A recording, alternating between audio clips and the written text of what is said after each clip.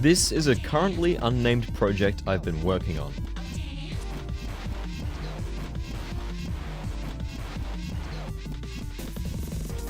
It's a prototype for a 3D platformer where all of your movement abilities hinge off of the environment. Put this player controller in an empty void with nothing but a flat plane, and they wouldn't be able to do anything outside of walking, jumping, and crouching. But see that skateboard-esque contraption on their back? Through the use of every sci-fi writer's favorite cop-out, magnets, you can stick to any elongated metallic surface and whiz along it to build up speed. Most other movement abilities in this game branch off from this. Use your speed to jump with a boosted height, then grab onto a ledge you couldn't reach before from that jump. Or press crouch after jumping from a rail in order to use your new velocity to slide along the ground. On top of giving you a ton of horizontal velocity, this move also makes your collider minuscule, letting you slip through tiny gaps that are too small to simply crawl through. Finally, jumping from a slide lets you convert that horizontal velocity to vertical, giving you an unprecedented amount of vertical speed, able to clear buildings in a single bound kind of thing. Those are kind of all the moves for now. The moveset is a bit rudimentary as it stands, but admittedly I keep finding myself accidentally getting distracted and just grinding, jumping and sliding around the test scene before remembering I'm supposed to be doing something productive, which I think is a good thing. Plus, I think a strong movement system should have a small number of moves that are super refined, fun and predictable to use, as in they produce the same result every time you use them, instead of a larger number of less useful moves. The idea behind a movement system that's so dependent on the environment kind of comes from a minor frustration I've had with many other games with advanced movement systems. In these games, there's often a movement ability like, say, a dash, that is a tool given to the player to accelerate their movement throughout levels. Obviously, if the only tool you had to move around was walking, that would change the pace of the game to be much slower and more toned down. But as I've found for fast-paced, action-focused games that have this core move, like a dash or a sprint, there generally isn't much reason to not just spam it constantly to move as fast as possible. This is often to the point where it becomes brainless, an instinct. There's no active thought or consideration on the player's side as to how they must use their movement toolkit relevant to the environment. It's just dash, dash, dash everywhere. Warframe is a great example of this. The game has a fantastic movement system that's pretty damn addicting to master, but in my opinion, it does often boil down to spamming the game's signature move, that being the bullet jump, which is essentially a slide jump that makes you shoot forward like the move's namesake. Warframe does have many other advanced moves like the wall run, but many of them are slower or at least much less broadly useful than just bullet jumping everywhere. From my perspective, it would make more sense to incentivize using the environment by providing the player with more speed than what their basic movement ability, one that you can notably perform at basically any time, gives you. And that minor frustration is where the core idea for Untitled Project came from. Give the player a few movement abilities that make them go fast, but with a catch. They're all conditional. You have to use your situational awareness to navigate the level. And when replaying a level, use your existing knowledge of it to truly master it. This idea does also give the game potential for speedrunning appeal. Even with the rudimentary test level I've duct taped, it's already pretty satisfying to find micro skips and make completing the level just that bit faster. This is definitely something I'll consider in the future, giving each level an intended path for first-time players, but also taking into account how someone who already has extensive knowledge of the environment would absolutely demolish it. Oh, also there's shooting and guns and enemies and stuff. The combat mechanics, as they are for now, are fully integrated with the movement, well at least they're supposed to be. Shooting and reloading both slow you down in a punishing manner, but both these moves are doable while performing some other moves like grinding on a rail, which lets you stay mobile while fighting. This would pair really well with some more imaginative enemy designs. For now, I only have this static magnet thing that hovers around and zaps you if you get too close, as I haven't really delved into pathfinding behavior trees or enemy AI yet, but none of that's really important right now. Anyway, that was my elevator pitch. Damn, that was a long elevator. I did actually have a really good name idea for this game, Railblazer, since you literally blaze along the rails. And it also sounds pretty cool, but someone got to it first. If you have another name idea, let me know, I'd be more than keen to hear it. I can only say Untitled Project so many times in one video. So now that I've pitched this idea, I suppose it's time to take a step back and talk about my process and development journey so far, and address the horribly clickbaity title of this video. Sorry about that, by the way. If you've been a viewer of this channel for a little while, you're probably aware of Wandering Drone, a character mod I made for the game Don't Starve Together. When I started working on this still untitled game project, I was quite surprised by the amount of overlap between working on a mod and creating a game from scratch using the game engine. Creating the mod gave me a fair bit of experience with the fields of art, programming, and game design, and specifically how all three of them combine to create something meaningful. The game design part of making a mod is, in my opinion, more straightforward. When modding a game, you already have a game design environment, I suppose, to carve out a niche into. But when creating an entire game from scratch, more in-depth thought is required as to what each system will be, how they'll interact, and so on and so forth. But for art, animation, and programming, I've honestly found these aspects of game development to be easier than modding. I know that sounds insane, but hear me out. For creating a game, you are free to use any animation, modeling, and art software that you please. Obviously. But for some reason, when making animations for modding don't serve together specifically, you are required to use an ancient version of Spriter, a monstrosity of an animation software that barely works half the time, and is clunky, slow, and painful on a good day. So already, having freedom of choice in art software was immensely freeing. To create the animations for this cat dude, and the modeling as well, I've been using a software named after a kitchen appliance whose logo is a Gotham. Can you guess what it is? That's right, it's Blenderino. To be honest, I don't actually like animating in Blender. The graph editor window is an absolute nightmare, and the way it handles curves or interpolation between keyframes is not what I'm used to with other animation software, as the entire curve between each keyframe is either eased or linear, unless you manually edit the Bezier handles using the graph editor. There are also some other problems I keep running into.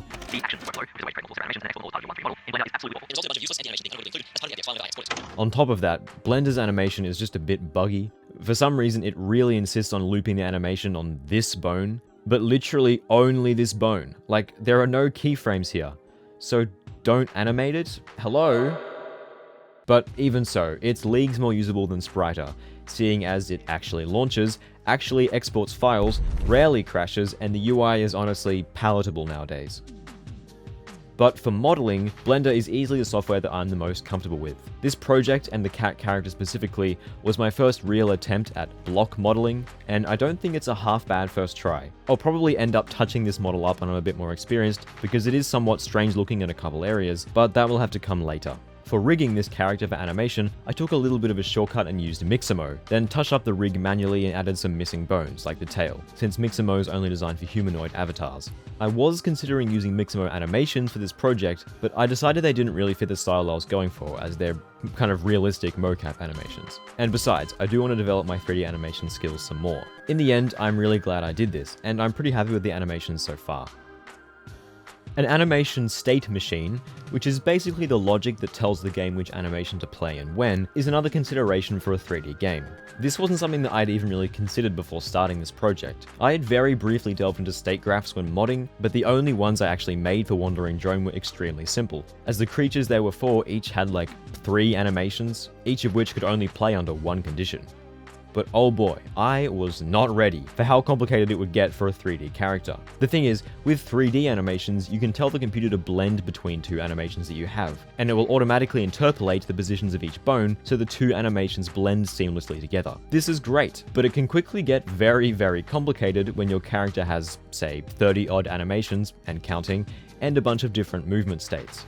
I haven't timed it, but it definitely feels like I've spent more time tweaking the state machine than I have actually making the animations. And there are still many, many bugs where the animations play at ever so slightly the wrong time, or one of the animation states isn't properly transitioned into or out of, and other fun stuff like that. These little animation errors are a huge pain to debug and very time consuming. I often have to record my screen and then analyze the video frame by frame to see exactly which state or transition the animator is currently in, and then try to work out the issue from there.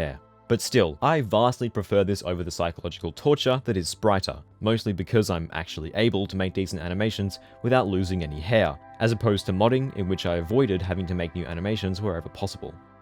As for the texturing side of things, I'm doing some pretty simple pixel art textures in Photoshop using a very slightly modified version of this great color palette I found called Pico 16 by DU-PGH. It's based off the Pico 8 color palette, but with more colors. I'm really glad I decided to stick to a color scheme like this because everything looks unified and cohesive, even the small bits of UI that I've actually made art for. Something I definitely have to do in the future is experiment with screen space shaders that clamp all the colors in the scene to this palette. And if that's too much on the eyes, maybe just some simple dithering on the shadows. I haven't mucked about with shaders or post-processing yet because I've been trying to focus more on refining the gameplay as much as I can for now. So as a result, the game kind of looks like arse, and I've got to keep reminding myself that the arseness is all temporary. For this project, I elected to use the Unity engine for a number of reasons. If you're one of those people who's too emotionally invested in the software that other people use, read this. On the programming side of things, there isn't really much to talk about that isn't terribly boring, but there are a couple of things. Namely, the single biggest thing that's made this game development experience much easier than much of the coding side of modding: resources. When I tried to do pretty much anything in modding, I had about 4 options. 1. Search the internet or Discord for an old forum post or Discord message with the same question. This had a fairly low rate of return. 2. Read the game's code and try to reverse engineer whatever problem I'm trying to solve. And if that didn't work, 3. Cry about it. Then 4. Ask around for help. The game having practically no documentation made everything extremely slow and tedious to figure out. Even things that were, in hindsight, pretty simple could take days to totally sort out if I had no idea where to look. But with this project, I've basically never had any of those issues. Every roadblock that I've encountered so far has already been encountered by someone else. And there's an absolute mountain of resources, tutorials, and conceptual guides out there for Unity, or even development as a whole, especially when it comes to something more conceptual, like how to make a good level. And that fact alone has probably accelerated things like 1,000,000%. Something else that can be stressful is adding controller support to the game. Most of the anguish comes from the UI side of things, like making sure that all menus are navigable with a gamepad, and making sure that button icons update correctly depending on if you're using a gamepad or a mouse and a keyboard. But thankfully, the sponsor of this video, Gamesir, has provided the perfect controller to test, debug, and play this project with. The SuperNova controller is a fantastic feeling device with great button feel, superb responsiveness, and a really attractive design, with a subtle gradient across the front panel and an elegant strip of RGB lights that sync up with the included charging dock when it's plugged in. The SuperNova has been a great companion for creating a functioning gamepad-friendly UI, and definitely not getting distracted playing other games because of how good it feels to use. No sir, not at all. The SuperNova's front panel is also magnetic and hot swappable, a novel addition that gives you the freedom to express your current mood while gaming. I mean playtesting. Finally, with the Gamesir Connect app, just about every aspect of the SuperNova can be customized, including the RGB animation and color, joystick dead zones, button mappings, vibration intensity, and about 1,000,000 other things. If you like the sound of that, and want to get your grubby mitts on a great controller like this, head down to the pinned comment and follow the link to obtain a Gamesir SuperNova for yourself. There's one final thing that's made this endeavor much easier and much less stressful than modding: compile times. Don't Starve Together is an extremely slow loading game. This is not too bad when you're simply playing the game, but when modding it, let me assure you that it's absolute torture. Every single time you amend your mod in any way at all, you have to wait for the game to exit back to the main menu and then load back into your test world, a process which takes a good few minutes. The kicker is, you have to wait for this long every single time you change something in any way. Compile some new art assets and animations? Wait 3 minutes. Create a new entity and want to test spawning it in? Wait 3 minutes. Add a debug log print because you forgot to do that last time? Wait 3 minutes. Change a single line of code? Wait 3 minutes. And the whole time that the game is loading, the entire internet is just sitting there within arm's reach, just waiting to distract you. This made getting into a flow state very, very difficult. For comparison, domain reloading in Unity can be fairly slow, but I found this asset called Fast Script Reload, but also hot loads any script changes you make into the current play session. With this add-on, this is how long changing one line of code takes. Yeah, it's just a bit faster than 3 minutes. If I ever wanted to go back to modding Don't Starve, it would be extremely difficult after experiencing what it's like to not have to wait 10,000 years every time I change the tiniest thing.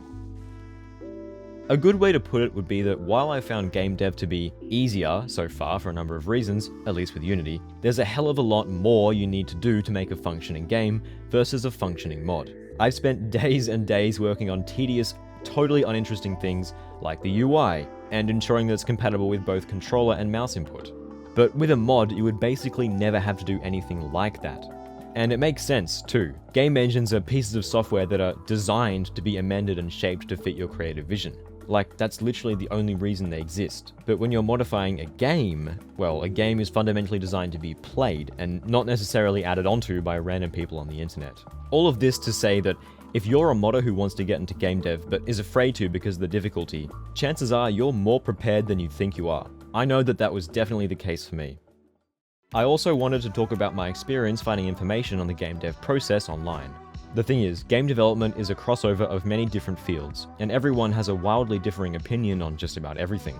A good example of this is greyboxing, which is a way of prototyping that involves avoiding creating art assets and only using a default colored box to represent things in the game. As far as I can tell, the point of this is to find the fun, which is a great buzzword that everyone loves throwing around. As far as I can tell, finding the fun means to basically prove to yourself that your idea is good, so that you can justify continuing development. You'll have this party of people that insist that greyboxing is the only way to do things, and you're stupid if you don't. But you'll also find different people of a different camp saying the exact opposite. If you do greybox your game, you're a complete mouth-breathing idiot, and you're...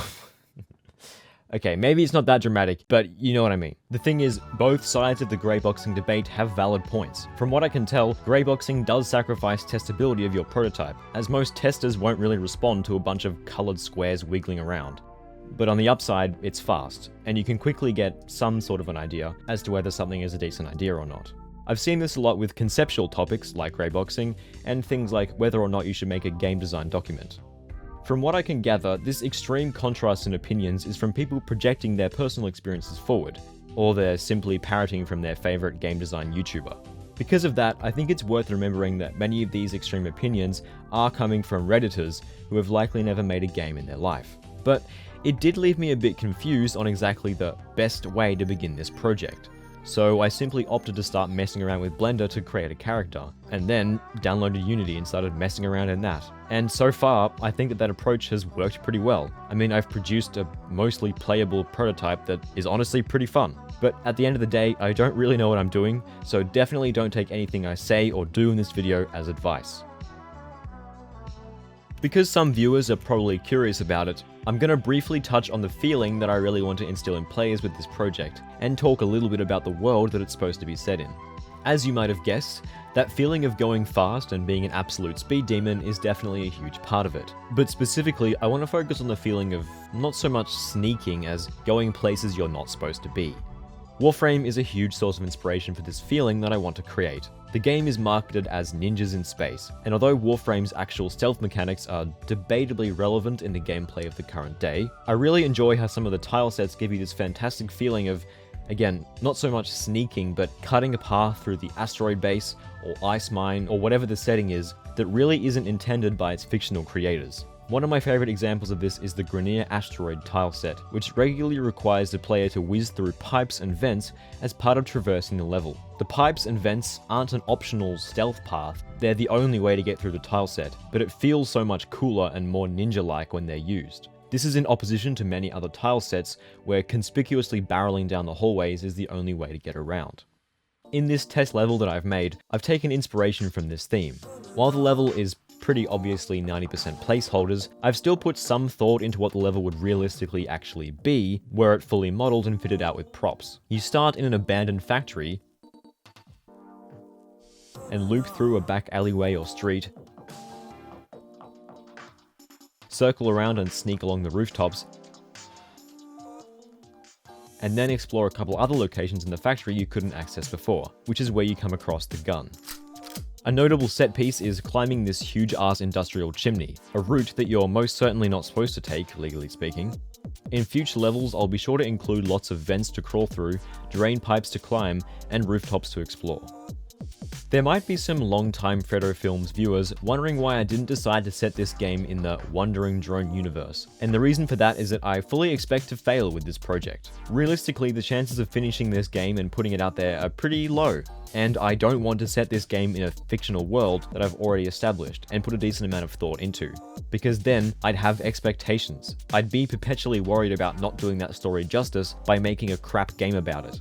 Instead, I've created this cat character from scratch, and the game setting, if I even get that far into this project, such that I can actually create a setting, will be entirely spawned from the gameplay, and of course that feeling of being a sneaky, zoomy cat going places you're not supposed to. So this project is definitely not my dream game, whatever that really means. I honestly don't think I have a dream game. Okay, so that's basically everything. You're up to date with the process so far. The real question now is, what's next? And the answer to that is test, test, test. Yeah, so as of this video, I haven't actually done any playtesting, which I know is really, really bad. This game being fun and playable will depend so heavily on the movement system actually being good, which is something that's very difficult to gauge by myself. And sure, it does look cool, especially when it's tightly edited into a little montage, but that's definitely taking it a bit out of context. So it's time to playtest. This is something that's absolutely terrifying for me. I hate showing my work. Not counting this video, I've shown this project to like 2 different people. I'm not sure if this is a common thing for first-time game devs, but damn. Hopefully making this video will help with that somewhat. If you've also dabbled in game development and have experienced a similar thing, please let me know in the comments. I'd be interested to hear if it's a common occurrence. Even so, getting my work out there in YouTube video format is one thing, but asking people to try playing it is on a completely different level. Because I'm almost certain that for someone who doesn't know the intricacies in the movement system, what I've put together so far is probably going to suck. The test level that I've talked about is intended to lead the player through each of the movement mechanics, and teach them to them one by one. I suppose it's a tutorial by some definition, though I have avoided using any of the most egregious tutorial tactics that many games use to teach their players new things. Most infamously, the stop what you're doing and read this essay before you can continue having fun method. Whoa there, Buster!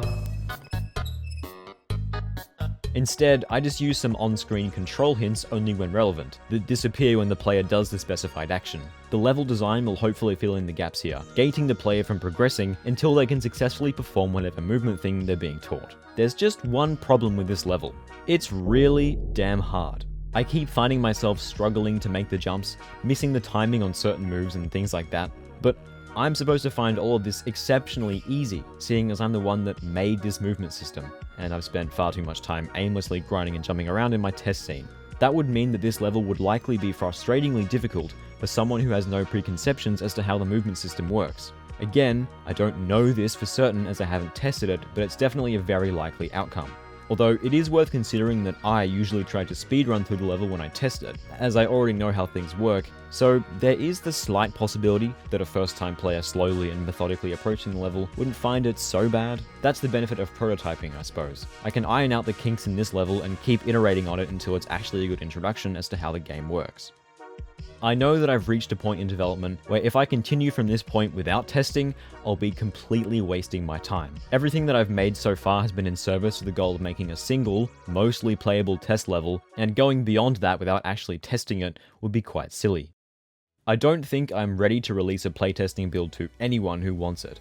I know that many aspects of the movement system are going to be confusing and frustrating, and I don't really need 1,000 people telling me that. But I do want 10 to maybe 20 people telling me that. So the first round of playtesting will probably be with friends and other people who've done a bit of game development, since things are still so early. But with that said, if there's enough interest on this video, and by extension on Untitled Cat Game, I may consider opening a Patreon where I'd release private builds and post my progress on this project on a more regular basis than between now and whenever the next one of these comes out. So if that's something you'd be interested in supporting, please leave a comment. I'd love to hear if you're interested in something like that.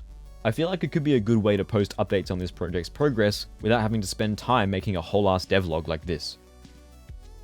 Speaking of which, this video is starting to get awfully long, and while I do have more things that I could talk about, it's probably time to start wrapping this thing up. If there's a decent amount of interest, I'll definitely be making more videos about this project. So anyway, thanks for watching, and I'll see you next time.